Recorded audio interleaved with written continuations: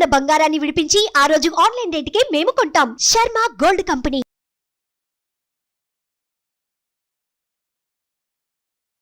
నమస్కారం, welcome to Suman TV. నేను గీతాంజలి. సనాతన ధర్మంలో మనకి ఎన్నో సందేహాలు ఉంటాయి, అలాగే ఎన్నో సమస్యలని మనం ఎదుర్కొంటూ ఉంటాం.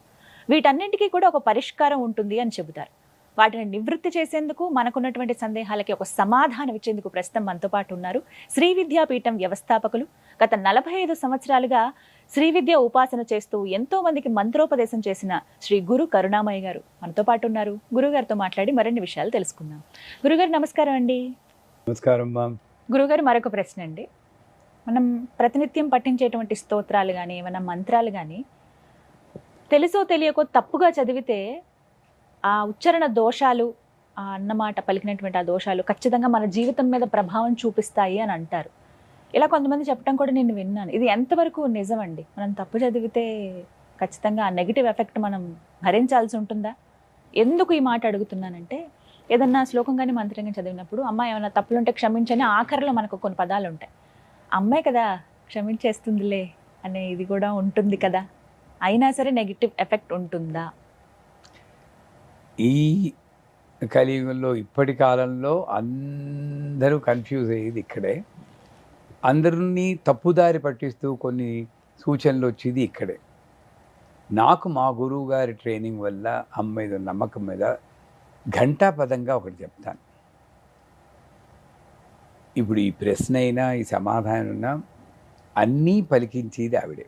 మనం పోతన వారి శ్లోకం కూడా ఉంది, పలికిడువాడు యుహుండట అని. ఇవన్నీ తెలిసిన వాళ్ళమే అందరూ కూడా. మీరన్నట్లు ఎంత గొప్ప పండితుడైనా ఆవిడ తలుచుకుంటే నాలిక మడతేసి తప్పు చదివించగలదు. ఎక్కడ ఆపకూడదో అక్కడ ఆపి, ఎక్కడ ఆపాలో అక్కడ ఆపకుండా ఊపిరి పీల్చుకోవడానికి ఆపుతాడు. లక్ష్మీం బదులు అలక్ష్మీం అని వస్తుంది. అంటే నువ్వు అడిగేవు కదా అని ఇచ్చేస్తుందా అంటే, మీ అబ్బాయే ఉన్నాడు అనుకోండి, ఫినాయిల్ తాగుతానమ్మా, ఆయిల్ తాగుతాను ఇమ్మని అడగడం బదులు ఫినాయిల్ తాగుతానని ఇమ్మని అడిగితే మీరు ఫినాయిల్ ఇస్తారా? తప్పునన్నా అది ఆయిల్ అంటారు, అది ఆయిల్ ఇస్తాం.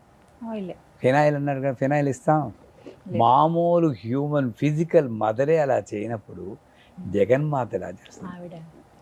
అతడెవడో కుంభకర్ణుడు నాకు చావు రాకుండా ఉండాలి, ఆ శక్తి పెట్టుకుని దేవతల్ని హింసించాలన్న దురుద్దేశంతో అన్నాడు కాబట్టి సరస్వతీదేవి నాలుక మడిచి చావు లేకుండా ఉన్నదాని బదులు నిద్ర లేకుండా ఉండినట్లు మార్చింది ఆవిడ. అది కోరుకున్నాడుగా ఇచ్చింది. అది ఎవరు కోరుకున్నాడు, ఎవరిని ఎలా శిక్షించిందని మన రాక్షసులు కాదు, మనం కుంభకర్ణులు కావు, మనం మామూలు ఉపాసకులం. ఎందుకు శిక్షిస్తుంది దేవుడి? లలితా సహస్రమే ఉంది. లక్షరోమలతాధారత సమున్నేయ మధ్యమం. అక్కడ ఛందస్సును బ్రేక్ చేసి ఆధారత అన్న పదం వచ్చేటట్టు చేస్తే భావన ఉంటుంది. దుష్టు దూరా దురాచార శమని దోషవద్యత. దురాచారని శమని అక్కడ కలపాలి. కానీ సాధారణంగా ఛందస్సు మీద చేసి పాపం స్త్రీలు దుష్టు దూరా దురాచార శమని దోషవద్యత అని చదువుతారు. వాళ్ళకి తెలియదు. నేనన్నా అందరూ తెలుసో తెలియకో తిట్టాలని అనుకోలేదు. ఎవరైనా తిట్టాలని అనుకుంటే స్తోత్రం చదువుతారా? 4 తిట్లు సెపరేట్గా చదువుతాం కానీ అని పెద్ద లలితాసనం చదివి తిట్టాలని అవసరం నాకు లేదు. నువ్వు అన్నావు కదా దురాచారాన్ని, ఆవిడ కోపం తెచ్చిన ఆవిడ దేవుడే కాదు. నీకు తెలియక చేసిన తప్పుకి ఆవిడ కోపించిన ఆవిడ దేవతే కాదు. అప్పుడు నా దృష్టిలో నువ్వు తెలిసి చేసినా తెలియక చేసినా నిన్ను క్షమించడానికి ఉన్నాను తల్లి అంటుంది. అంటే అలా ఒకసారి సరే, 2 సార్లు సరే. దేవి భాగవతంలో ఒక పండితుడి కొడుకు, నేను రాసిన కాదు, దేవి భాగవతం, ఒక పండితుడి కొడుకు, ఆయనకి స్తోత్రాలు వేదాలు దేని మీద దృష్టి లేదు, ఏమీ నచ్చేది కాదు. అలా తెల్లగా తిరుగుతుంటాడు. వీధిలో వాళ్ళందరూ తిడుతూ ఉంటాడు, బెండిత పుత్ర సొంటలా తయారవని. ఇది విసిగి వేసారి వాళ్ళ తల్లిదండ్రులు కూడా ఎందుకు పుట్టారో కదా, ఈ బతుకేంటి అని తిట్టేటప్పటికి వాడికి మనస్సు కష్టమై ఇంట్లో వెళ్ళి పారిపోతాడు.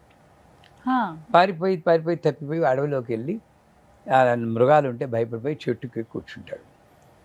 ఆ చెట్టుకి కూర్చున్నప్పుడు పంది పిల్ల వేటగాడి బాణం దెబ్బ బాధపడుతూ అక్కడ కింద చెట్టు కింద వెళ్తూ ఆ పంది కీచుమను ఈ అని అరుస్తూ వెళ్ళింది.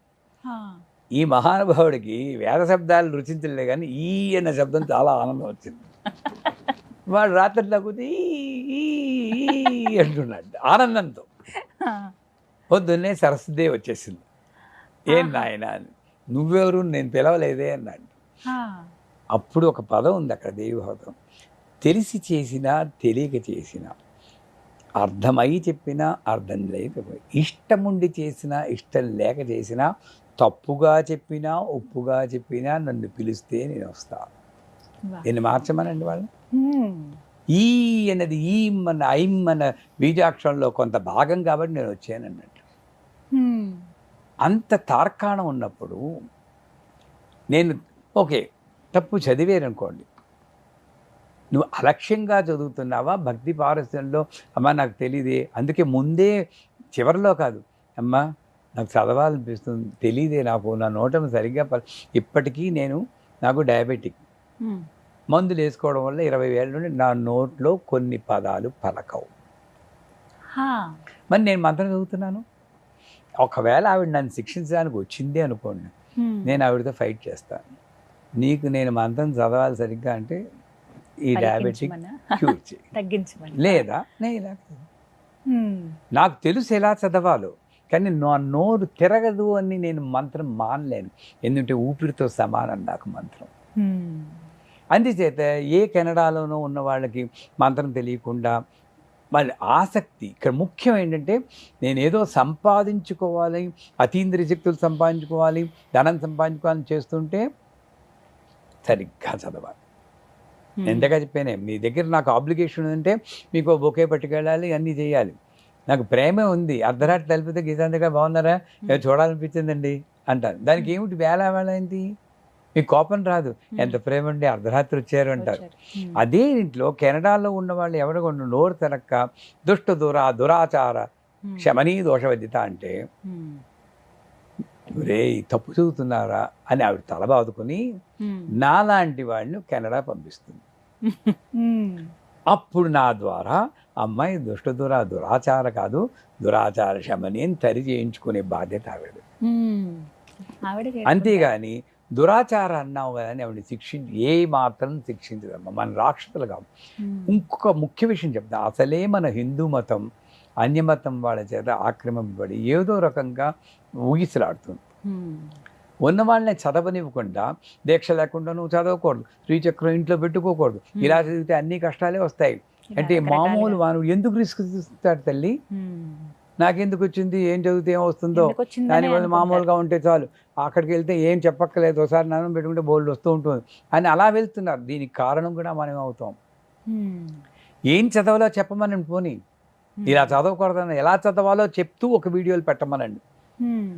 ఈ రోజుల్లో లలితా సహస్రం మీరు నమ్మరు కానీ, ఒక్క చెల్లకర్రె బ్రదర్స్, సామవేదం, షణ్ముఖ శర్మ ఇలాంటి మహానుభావులు ఏ కొద్ది మందో చదివిన లలితా సహస్రం తప్పితే గొప్ప గొప్ప సంగీత కళాకారులు చదివిన లలితా సహస్రం కూడా తప్పులుగా ఉంది.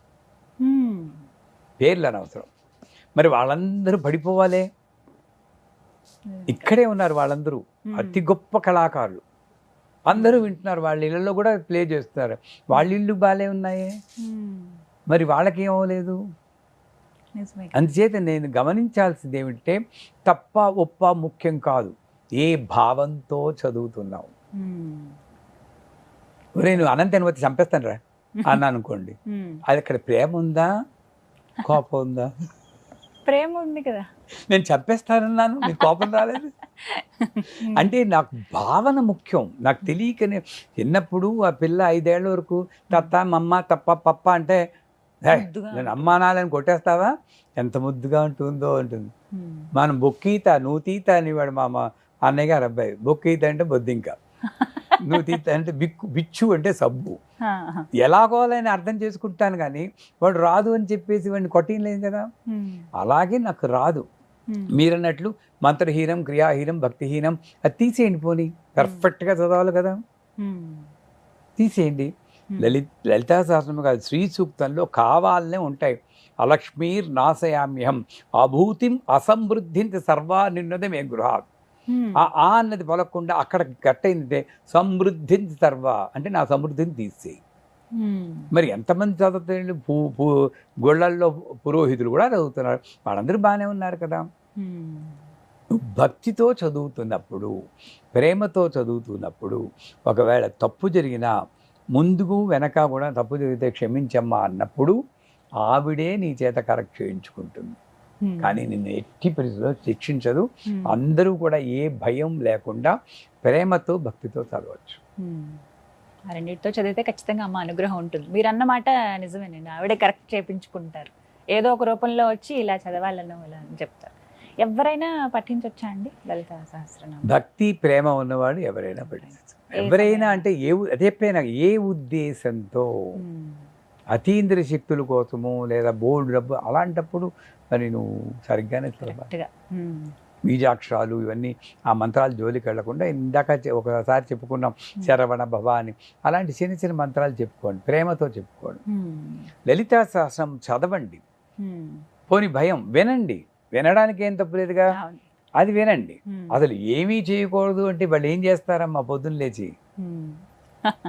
అలాగే ఇది చేస్తే తప్పు, అది చేస్తే తప్పు అంటూ ఏం చేస్తారు వాళ్ళు? వాళ్ళని ఉద్ధరించి వాడు ఎవడున్నాడు? అంచేతే భయం ఉన్న చోట భక్తి ఉండదు, భక్తి ఉన్న చోట భయం ఉండదు. You are the choice. భక్తి కావాలి మాకు, భయాన్ని వదిలేస్తాం. చక్కగా వివరించారు గురువుగారు, ఎన్నో సందేహాలు అన్నింటినీ నివృత్తి చేశారు. ధన్యవాదాలండి, నమస్కారం. సుమన్ టీవీలో మీ పర్సనల్ అండ్ బిజినెస్ ప్రమోషన్స్ కోసం కింది నెంబర్కి కాంటాక్ట్ చేయండి.